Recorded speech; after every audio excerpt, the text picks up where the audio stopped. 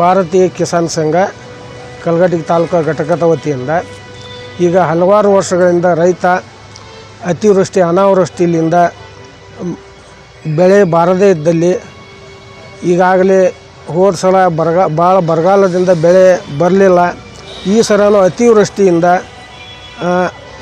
ಬೆಳೆ ಬಂದಿದ್ದು ಅದು ಏನಾಗೈತಿ, ಹೆಚ್ಚಿನ ಒಂದು ಮಳೆ ಇದರಿಂದ ಭಾಳ ಹಾನಿಯಾಗೈತಿ. ಅದಕ್ಕೆ ರೈತರು ಭಾಳ ಸಂಕಷ್ಟದಲ್ಲಿದ್ದಾರೆ. ಮತ್ತು ಅದೇ ರೀತಿಯಾಗಿ ಇವತ್ತು ಏನಾಗೈತಿ ಅಂದ್ರೆ, ಈಗ ಗ್ರಾಮಗಳಿಗೆ ಹೋಗುವಂಥ ರಸ್ತೆ ಸೌಲಭ್ಯಗಳು ಅವು ಎಲ್ಲ ಹದಗೆಟ್ಟು ಹೋಗ್ಯಾವ. ಅದಕ್ಕೆ ಆನಂತರ ಹೊಲವರಿ ದಾರಿಗಳು, ರೈತರ ಹೊಲವರಿ ದಾರಿಗಳು ಅವು ಹಾಳಾಗಿ ಹೋಗ್ಯಾವ. ಅವರು ರೈತರು ಹೊಲಕ್ಕೆ ಹೋಗೋದಂಗೆ ಆಗೈತಿ.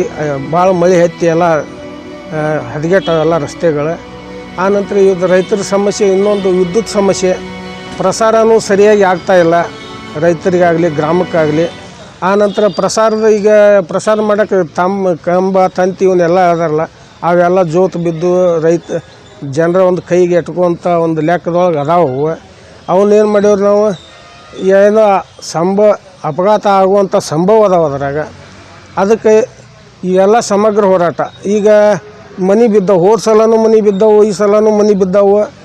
ಅವಕ್ಕೆ ಇನ್ನೂ ಹೋದ ಸಲ ಸಲ ಈಗ 2 ವರ್ಷದಿಂದ ಬಿದ್ದಿದ್ದ ಮನೆಗಳಿಗೆ ಇನ್ನೂ ನಮಗೆ ಪರಿಹಾರ ಕೊಟ್ಟಿಲ್ಲ.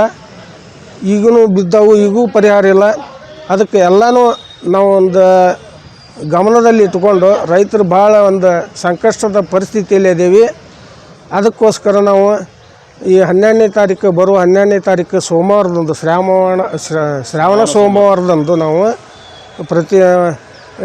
ಕಲಘಟಗಿ ತಾಲೂಕು APMCಯಿಂದ ಕಲಘಟಗಿ ತಹಸೀಲ್ದಾರ್ ಆಫೀಸ್ವರೆಗೆ ಒಂದು ಬೃಹತ್ ಪ್ರತಿಭಟನೆಯನ್ನು ನಾವು ಹಮ್ಮಿಕೊಂಡಿದ್ದೇವೆ.